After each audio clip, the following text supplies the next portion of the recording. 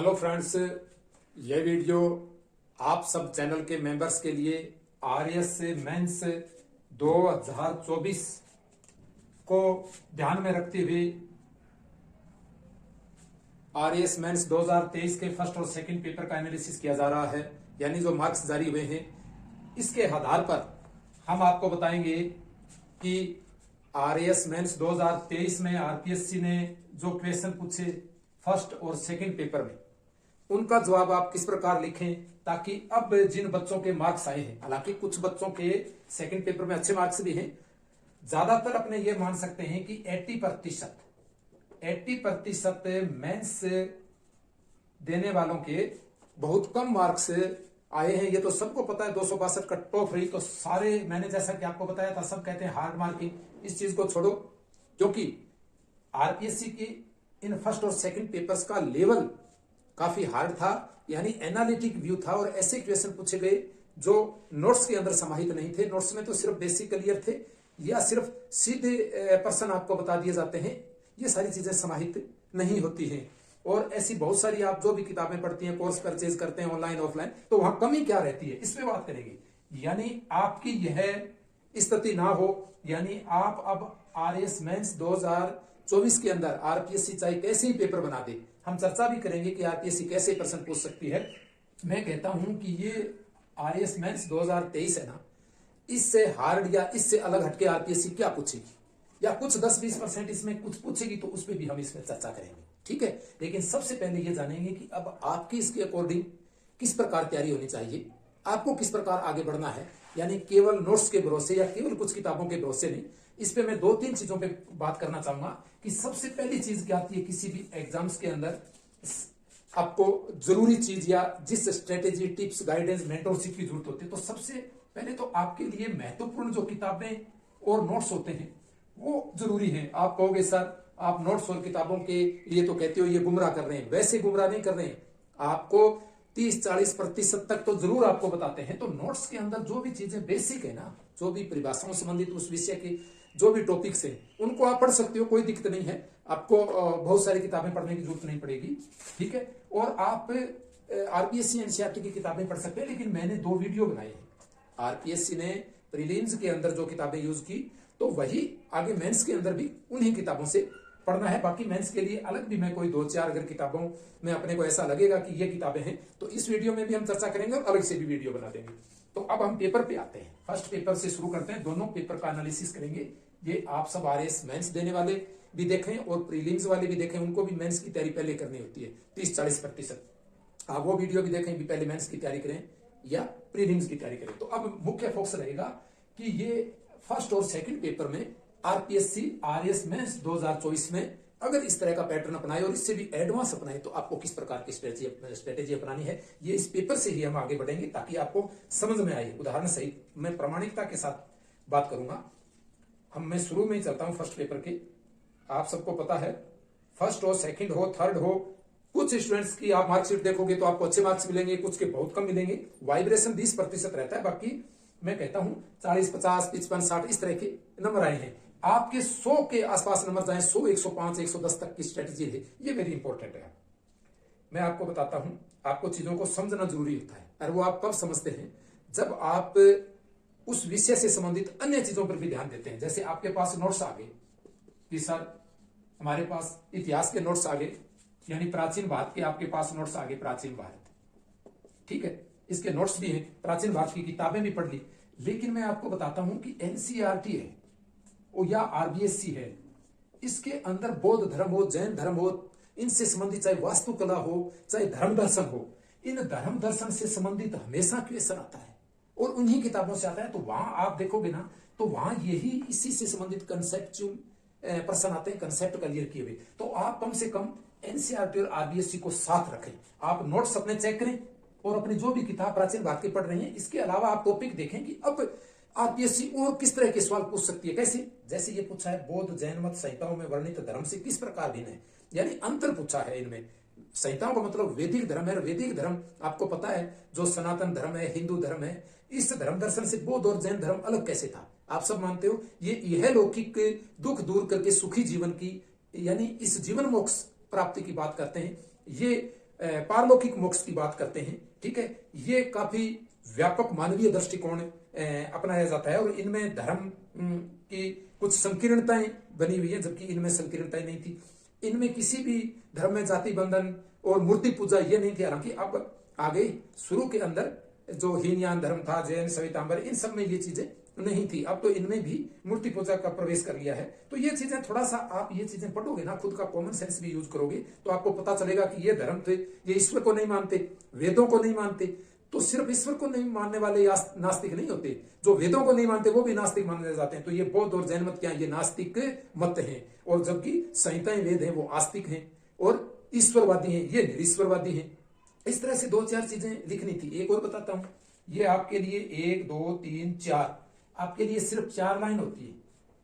ये 15 वर्ड्स के अंदर 4 लाइन होती है। और आप कोशिश क्या करते हो, फालतू की गप लगाने के लिए 4 लाइन भरना चाहते हो। कोई जरूरत नहीं है, सीधे टॉपिक पूछे, 4 भरी जा रही है, लास्ट की लाइन में 5 भी होते हैं।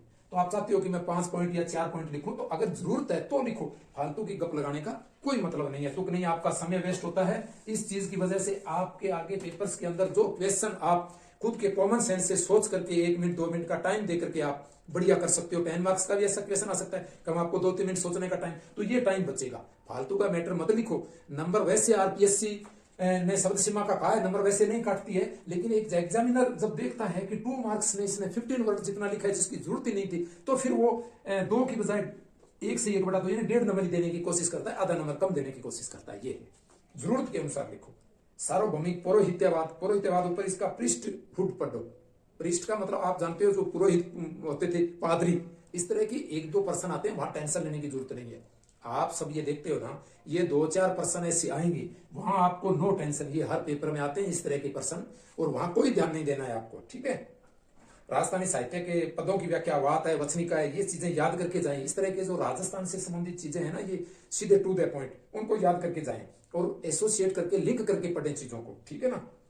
भारत छोड़ो आंदोलन के प्रति प्रजामंडल के दृष्टिकोण का आलोचनात्मक मूल्यांकन कीजिए। ये प्रश्न हर बार आता है, पीछे भी आया है, उसमें 2 में से 1.5 नंबर आया है। इसको घुमा करके इसने क्या पूछा है, आप इसी किस प्रकार पूछती है, भारत छोड़ो आंदोलन के प्रति जयपुर प्रजामंडल दृष्टिकोण का आलोचनात्मक मूल्यांकन, और ये इसके अंदर सीधा दृष्टिकोण पूछा।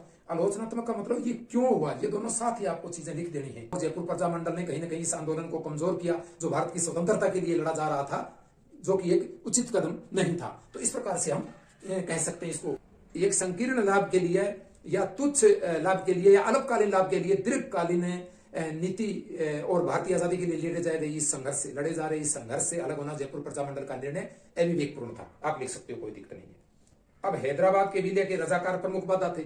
आप पुनर्गठन का आप पुनर्गठन पढ़ो, तो मैं आपको हमेशा कहता हूं, आप नोट्स के अंदर 4 या 5 लाइन लिखी होती है, नोट्स आपके पर्याप्त नहीं होते हैं, पढ़ो चाहे नोट्स से, लेकिन नोट्स के अलावा आपके टॉपिक्स में क्या पूछा जा सकता है। अब जो ये पैटर्न है, इसके हिसाब से आपको इमेजिन करना है। जो आधुनिक भारत की किताब है, मैंने जो बुक्स का वीडियो बनाया है प्रीलिम्स के लिए, वही इसमें काम आएगा। वो पुस्तक में देखना, उसके पुनर्गठन वाले में लास्ट के अंदर दिया हुआ ये रजाकार का। हैदराबाद के अंदर जो नवाब के आदमी थे वो रजाकार थे और वो विरोध का आंदोलन कर रहे थे। 2 विश्व युद्धों के कारण राजनीतिक और आर्थिक क्षेत्र में यूरोपीय स्त्रियों की भागीदारी किस प्रकार बढ़ी। आप सबको पता है, जब विश्व युद्ध होंगे तो वहां पुरुष युद्ध में चले जाएंगे, बहुत सारे मारे भी जाएंगे, तो वहां सेना में भी इनको भर्ती किया। रूस के अंदर तो एक पूरी फौज बनाई थी स्त्रियों की। इन्होंने पत्रकारिता भी की, इन्होंने टैक्सी ड्राइवरी की। कहने का मतलब आर्थिक क्षेत्र में रोजगार, अपने घर का पालन पोषण करने के लिए महिलाओं को रोजगार से जुड़ना पड़ा। महिलाओं को जासूसी के क्षेत्र में महिलाओं ने कार्य करना शुरू किया। ये इस तरह के प्रश्न पूछे जाते हैं, तो वहां आप लिख नहीं पाते। तो इस तरह के प्रश्न आप इमेजिन करें। और मैं बता दूं कि इस तरह से ये जो विश्व युद्ध के प्रभाव आप पढ़ें, तो प्रभाव के अंदर आप गूगल करें। ये जब आप आरएस मेंस 2023 का फर्स्ट पेपर, ये फर्स्ट पेपर और सेकंड पेपर, इनकी आप पीडीएफ निकलवा लें, ऑफलाइन है ये पेपर, आपके पास होने चाहिए। ये सिर्फ फोन के अंदर नहीं होने चाहिए, इनकी आप हार्ड कॉपी अपने पास रखो। और फिर आप देखो कि विश्व युद्ध के प्रभाव के अंदर मुझे क्या सर्च करना है। आप दृष्टि वेबसाइट पर सर्च करोगे, या डीप सीक पे, या चैट जीपीटी पे, मेटा एआई पे, वहां आप चेक करो। इनके काफी अच्छे आपको क्वेश्चन मिलेंगे। विकिपीडिया पर इसका बहुत बढ़िया दिया हुआ है। तो आप इस तरह के ज्यादा टॉपिक नहीं है, इस तरह के प्रश्न है पॉलिटिकल से, हिस्ट्री से, यहाँ से बनते हैं। और राजस्थान से तो ज्यादातर 1 या 2 प्रश्न, राजस्थान से 1 या 2 प्रश्न को छोड़कर सारे फैक्चुअल होते हैं। वहां इस तरह का ड्राफ्टिंग करने की, इमेजिन करने की क्वेश्चनों की जरूरत नहीं होती है। या तो हिस्ट्री से होती है, समाज शास्त्र से होती है, ठीक है, वहां आपको ध्यान देना है। एक आप पढ़ें तो समझ के पढ़ें, या फिर जैसे इकोनॉमी का एक क्वेश्चन आया था कि केंद्र सरकार के गैर कर राजस्व में क्या समाविष्ट है, इसमें से आप सही लिखते हो तो 2 में से 2 आते हैं। आप सबको पढ़ना चाहिए। सबसे पहले तो राजस्व क्या है आपको जानना चाहिए कि सरकार की जो आय होती है वह राजस्व है। सरकार जितना भी धन जुटाती है, इसको आप अपने हिसाब से इन चीजों को याद करो। कर राजस्व है, जो कर लगाए जाते हैं, आयकर है जीएसटी है। तो गैर कर यानी कर को छोड़कर के अन्य जो ब्याज वसूली की जाती है, अन्य कुछ शुल्क लगाए जाते हैं, पेनल्टी लगाई जाती है, इस तरह के जो खर्च हैं वो गैर कर राजस्व में आते हैं। तो ये आपके सिलेबस के अंदर सीधे टॉपिक है। राजस्व है, राजकोषीय नीति, मौद्रिक नीति है, गैर कर राजस्व है, कर राजस्व है। तो राजस्व से संबंधित आप ये टॉपिक्स है ना जब पढ़ें तो आप देखें कि क्या ये आपके नोट्स में दिए हुए हैं तो कोई दिक्कत नहीं है। क्या आपके पास जो पुस्तक है उस पुस्तक में इसका वर्णन है तो कोई दिक्कत नहीं है, ये एनसीईआरटी में अच्छा वर्णन दिया हुआ है। बाकी अगर नहीं है तो इन टॉपिक्स का आप गूगल करें ताकि आप सबसे आगे रहें। ये वेरी इंपॉर्टेंट होता है, ठीक है। और 50% टॉपिक की आपको ध्यान देने की जरूरत है। मैंने कहा है, मैंने एक वीडियो बनाया है कि आप इन टॉपिक्स की तरफ ध्यान दें। आप जो ट्रेडिशनल स्ट्रेटेजी अपनाते हैं ना पढ़ने की, आप वही टॉपिक पढ़ने में आनंद महसूस करते हैं जो आपके तैयार होते हैं, और वहां से सीधे प्रश्न आते हैं, उनके उत्तर लिख सकते हो। इस तरह के घुमा फिरा करके जो प्रश्न आएंगे ना, वहां आपको 50% टॉपिक्स पर 20 या 30% टॉपिक ऐसे बचेंगे जहां आपको गूगल करने की, वेबसाइट्स पर देखने की, डीप सी करने की जरूरत पड़ेगी, या एनसीईआरटी आरबीएससी। बाकी आप नोट्स भी यूज कर सकते हो, क्लास नोट्स यूज कर सकते हो, या आपको जो मैराथन या आपका कोर्स है ऑनलाइन ऑफलाइन उससे आप जुड़ सकते हो। और तो सीधे प्रश्न आए हैं। ये मुद्रा स्फीति लक्ष्यीकरण ढांचा, ये मैंने उसमें बताया था, रिजर्व बैंक का मुद्रा स्फीति लक्ष्यीकरण ढांचा क्या है, इसको आप कैसे समझें। ये repo rate, reverse repo rate, इसी से संबंधित एक वीडियो मेरा बनाया हुआ है इसका बेसिक का, वो आप देखना, ठीक है। राजस्थान सरकार के ज्ञान संपर्क पोर्टल, शिशु सुरक्षा योजना मुख्य उद्देश्य, ये तो सीधे सीधे पूछे। आप योजनाएं बहुत सारी पूछी हैं, इनके उद्देश्य आप हमेशा याद करके जाएं, ठीक है। निवेश संवर्धन ब्यूरो क्या है, ये तो हम सभी जानते हैं, अगर नहीं पढ़ा है तो भी लिख सकते हैं। निवेश को संवर्धित करने के लिए 1991 में राजस्थान सरकार द्वारा स्थापित 10 करोड़ तक के मामले मुख्यमंत्री देखता है। इससे कम के जिला स्तरीय समिति है, वो इनकी अनुशंसा करती है। एफडीआई से संबंधित है, राज्य में निवेश से संबंधित, ठीक है। स्वामित्व योजना क्या है, राष्ट्रीय रसद नीति के लक्ष्य, ये बहुत सारे पूछे। वित्त आयोग की सिफारिशें, ऐसे प्रश्न आपको सीधे नोट्स में भी मिल जाएंगे, कोई दिक्कत नहीं है, पढ़ो चाहिए आप नोट्स से। बाकी आप प्रत्येक टॉपिक को, अब जो आरपीएससी ने फर्स्ट और सेकंड पेपर्स में जो पूछा है उसके अकॉर्डिंग आपको अब तैयारी करनी है। योजनाओं की प्रमुख विशेषताएं ये पूछे। जलवायु परिवर्तन पर यूएनएफसीसी का फ्रेमवर्क है, एनडीसी जो लक्ष्य है उसको आपको भारत के राष्ट्रीय स्तर पर निर्धारित, ये पिछली बार मैंने बनाया था। ये एनडीसीज है, भारत द्वारा नेट जीरो उत्सर्जन लक्ष्य, नेशनल डेटरमाइंड कंट्रीब्यूशंस, आईएनडीसी भी इनको बोलते हैं, यानी इंटेंडेड नेशनल डेटरमाइंड कंट्रीब्यूशन, यानी इच्छित राष्ट्रीय योगदान। यह पेरिस सम्मेलन जो हुआ था 2015 के अंदर यूएनएफसीसी का, ये जलवायु परिवर्तन संबंधी, इसमें ये निर्धारित किए गए थे इच्छित योगदान। तो ये सारा दिया, इससे संबंधित ये 10 मार्क्स का आया था, तो इसमें आप लिख सकते थे। पिछली बार मैंने बच्चों को बताया था और 10 मार्क्स का आया भी था। ये देखो, ये पूरा इस तरह से,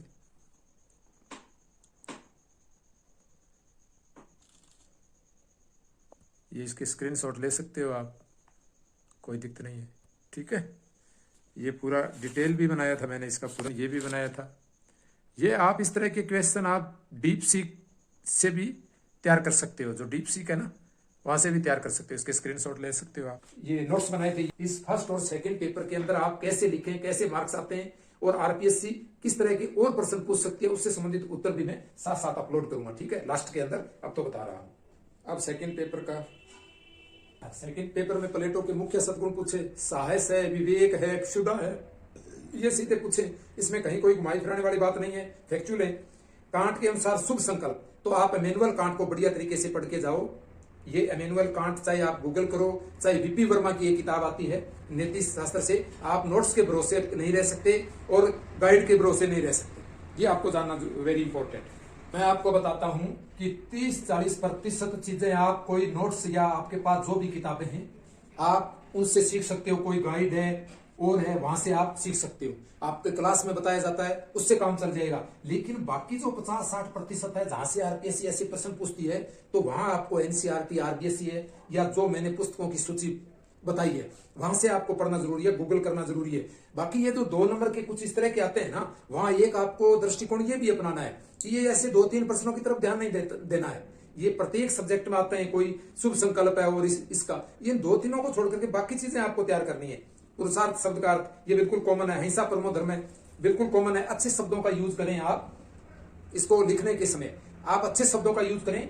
किस प्रकार आप अभिव्यक्ति कौशल अपनाएं, ये मैं मेरी आंसर बुकलेट के जो क्वेश्चन है वो अपलोड करूंगा, उससे आपको आइडिया होगा। जैसे एक पर्सन पूछा है बौद्ध मत में उपाय कौशल का अभिप्राय क्या है, ऐसे पर्सन आपको मैं बता दूं जो 40-45% होंगे, उसमें 4 या 5% आ जाए तो भी डोंट वरी, नो टेंशन, इन पे नहीं जाना है। कारण बाकी जो बच जाते हैं 35-40%, उन सबसे मेरिट बननी है। ठीक है, कट ऑफ नीचे रह जाएगी अब जो रही है, लेकिन वहां तो अच्छा काम करें ना आप। ये जो इस तरह के कुछ क्वेश्चन आएंगे, डोंट वरी, आ जाएंगे। आप ये कोशिश करें कि सर इस तरह के पर्सन में हर चीज को आप 2-2.5 महीने के अंदर आप नहीं कर सकते, 1 साल के अंदर भी नहीं होता। आरएएस का, मेंस का, यूपीएससी, कोई भी पीसीएस एग्जाम हो या अन्य एग्जाम, वहां आप सिलेबस को 100% कर ही नहीं सकते। मैं बताता हूं, 50-60% सिलेबस ही सबसे कवर होता है, लेकिन मेन चीज क्या होता है, मेन अभिव्यक्ति कौशल होता है। भी आप इस तरह के जो पर्सन आएंगे, इनको छोड़ करके बाकी जो पर्सन बढ़िया आ रहे हैं, 4-5% को छोड़ करके, उनको आप बढ़िया कैसे करें, इसके लिए मैं साथ साथ अपलोड करूंगा क्वेश्चन, किस प्रकार उत्तर लिखें, इस तरह के प्रश्न आते हैं वो आप ध्यान रखें, और बाकी चीजों को आप बढ़िया तरीके से तैयार करें। ठीक है, आगे मानवीय मूल्यों के विभेदक लक्षणों का उल्लेख कीजिए। इसका कॉमन सेंस होता है खुद का। मानवीय मूल्य आप सब जानते हो, करुणा है, दया है, सहानुभूति है। हाँ, इनके अलग अलग प्रकार ही बताने थे। अब आपको इसी पेपर को नहीं पकड़े रखना है, आपको फर्स्ट और सेकंड को नहीं पकड़े रहना है कि ये सिर्फ यही पर्सन आएंगे यहीं से बंद जाना है। आपको इसका पैटर्न और इसकी डिमांड समझ लेनी है कि आरपीएससी डिमांड क्या है। आरपीएससी की डिमांड ये है कि आप जो भी टॉपिक पढ़ रहे हैं उसकी कंसेप्ट क्लियर हो। ठीक है, उसकी कंसेप्ट क्लियर हो, और एक दूसरी उसमें आप वैल्यू ऐड करें अपने कॉमन सेंस से, करंट से रिलेट करें। करंट से रिलेट का जैसे उदाहरण देता हूं, यूक्रेन संकट पर भारत का दृष्टिकोण पूछ लिया जाए, इजराइल संकट पर, इसके संबंधों में, तो आपको आप न्यूज़पेपर्स में पढ़ते हैं कि भारत है वह युद्ध के विरुद्ध है, और भारत हमेशा ही कहता है, इसमें ऐड करना है कि भारत ने दुनिया को बुद्ध दिया है, युद्ध नहीं, यानी अहिंसा और शांति का संदेश। तो फिर आप इस पे कह सकते हो कि भारत ने अपनी परमाणु नीति भी घोषित की है, जिसमें भारत ने पहले प्रयोग नहीं करेंगे, इस सिद्धांत पर भारत ने अपनी परमाणु नीति बनाई है। ठीक है, और वह निवारक निरोध के लिए है।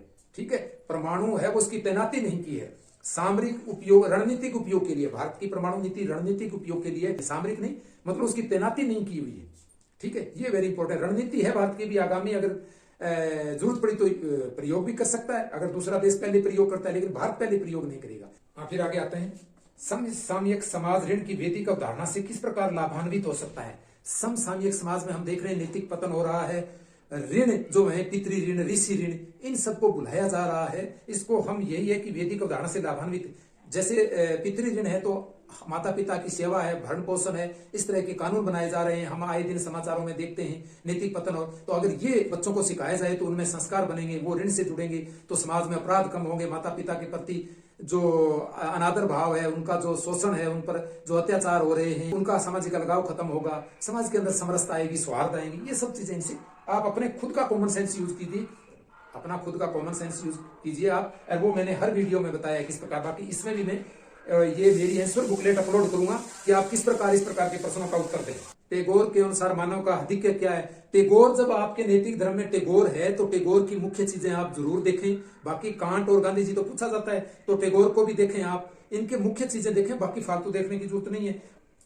समाज सुधार की दिशा में प्रशासन की भूमिका, ये आप खुद जानते हो जब आप बीए करके आरएस का एग्जाम दे रहे हो, ये तो खुद के कॉमन सेंस का है। जिसने इसमें डर रखा हो और मैंने तो इसका बना बनाया उत्तर पढ़ा ही नहीं।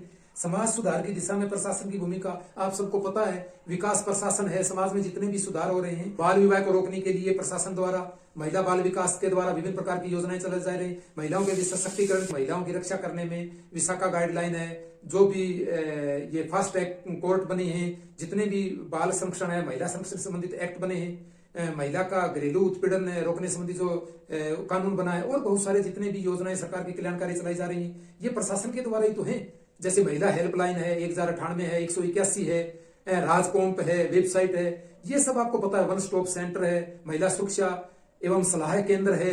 ये सब आप इस तरह से आप चीजों को लिखो, प्रशासन समाज सुधार के अंदर, ये समाज के अंदर जितनी भी जैसे नशा है तो नशा के विरुद्ध आपको पता है मानस अभियान चलाया जा रहा है। आप अपने दिमाग को थोड़ा सा विस्तृत कीजिए, न्यूज़पेपर जरूर पढ़िए, मैगजीन पढ़िए। न्यूज़पेपर पढ़ते हैं तो आप बहुत सारी चीजों को इस तरह की क्वेश्चनों का जवाब दे पाते हैं। आप सिर्फ कोचिंग से बंद करके, नोट से बंद करके मत रहें, आप समाज में भी देखें, अपने दिमाग को खुला रखें। आप कहीं घूम रहे हो, कहीं टीवी देख रहे हो, कहीं न्यूज़पेपर पढ़ रहे हो, कहीं हॉस्पिटल गए, वहां योजना को आप लिखा हुआ देख रहे हो, आसपास लोगों के अंदर समस्याएं क्या है देख रहे हो, प्रशासन किस तरह कार्य कर रहा है आप सब देख रहे हो। प्रशासन शिविर आयोजित करता है, ठीक है, गांव में रात्रि चौपाल लगाई जाती है, कलेक्टर के द्वारा सामाजिक समस्याएं सुनी जाती हैं, ठीक है। केपलर का द्वितीय नियम, डीएनए वैक्सीन, आईपी मैक क्या है, क्लासिकल कंप्यूटिंग क्या है, साइंस वाले काफी डुप्लीकेशन पूछे जा रहे हैं, तो आप गूगल करो, डीप सीक करो, इस तरह के प्रश्न, ठीक है। आप करंट अफेयर्स को मिस मत करो, बहुत सारे करंट अफेयर्स के बहुत अच्छे सवाल आए हैं। सुपर कंप्यूटिंग मिशन क्या है, इस तरह के प्रश्न, जैसे आरएस प्री के अंदर योजनाएं बहुत पूछी, यूआर में इसी तरीके से ये आरएस मेंस 2024 में इस तरह पूछे, ओआरएम आस्ट्रा अस्तर। आप क्या है पुरानी मिसाइलें पढ़ते रहते हो, नए डीआरडीओ द्वारा उन्नत नए संस्करण कौन से हैं, आप नए अपडेटेड रहें। वेरी इंपॉर्टेंट है कि अपडेटेड रहना बहुत जरूरी है। बस ये 2-4 चीजें, बाकी स्ट्रेटेजी गाइडेंस के जो पहले वीडियो बने आपके लिए वो इतने यूजफुल है, पूछो मत। ये तो मैंने अब जब मार्क्स जारी किए तो उस हिसाब से मैंने बताया इतने कम मार्क्स क्यों आए। ये हार्ड मार्किंग की वजह नहीं, क्वेश्चन ऐसे पूछे आपके कॉमन सेंस से जवाब दे सकते थे आप, माइंड को शांत रख करके मल्टी डायमेंशनल अप्रोच अपना करके व्यक्ति कौशल से। नैनो पदार्थ क्या है, नैनो टेक्नोलॉजी को आप अच्छे तरीके से याद करके जाएं, ठीक है। एमआरआई क्या है, सीरियन क्या है, ये सब ये करंट अफेयर से संबंधित प्रश्न है। आप सारे टॉपिक्स को बढ़िया से पढ़ के जाएं। ये देखो चैट जीपीटी के बारे में, कॉमन सेंस ये अखबारों में पढ़ते हैं, कृत्रिम बुद्धिमत्ता के बारे में, न्यूरल जाल क्या है, ये सब देखो। और एरावत का पूर्ण नाम क्या है, ये देखो टुकड़ों में प्रश्न पूछा है, कितना बढ़िया। आप न्यूज़पेपर्स भी पढ़ें और ये सीधे प्रश्न पूछे। ज्योग्राफी में तो 6 मरुस्थलों के नाम, कृष्णा नदी की 8 सहायक नदियां, नदी पढ़ रहे हो तो उसका कंसेप्ट क्लियर करो पूरा। थाल घाट, पाल घाट, नाथुला, सिपकिला। आप तो अरावली और हिमालय में फंसे रहते हो, आप पश्चिमी घाट, पूर्वी घाट पूरा अच्छी तरीके से करो। साबरमती नदी कहां प्रवाहित होती है, रॉक फॉस्फेट उत्पादक क्षेत्रों के नाम। सीधे फैक्चुअल बहुत सारे आए थे सेकंड पेपर में, तो फैक्चुअल वो लिख नहीं पाए, इसलिए कईयों के बहुत कम नंबर आए हैं। बाक्साइड खनन क्षेत्र सीधे पूछे, तो कोई भी टॉपिक मिस मत करें। मैं कहता हूं ये टॉपिक मैंने सब बताए आरएस में कौन से टॉपिक महत्वपूर्ण है। आपको तो जो आनंद आता है वो पढ़ते रहते हो, वो वीडियो इस डिस्क्रिप्शन में मैं लिंक डाल दूंगा, आप वो वीडियो जरूर देखें कि 50% कौन से टॉपिक आप मिस मत करें। ये जो ज्योग्राफी के अंदर सीधे फैक्चुअल है आप अच्छे तरीके से याद करें, ठीक है। और इथिक्स में आप किस तरह आंसर राइटिंग करेंगे, साथ साथ में आंसर और उसका उत्तर अपलोड करूंगा, साथ साथ आप जो बता दिया इसके बीच बीच में आपके लिए मैं आंसर बुकलेट से संबंधित, तब आपको आइडिया हो जाएगा। Thank you friends, subscribe, like and share और मेंबर बने। मेंबरशिप ओनली 89 रुपीज में है, काफी स्टूडेंट्स से मेंबरशिप ग्रहण कर रहे हैं, 20 से भी अधिक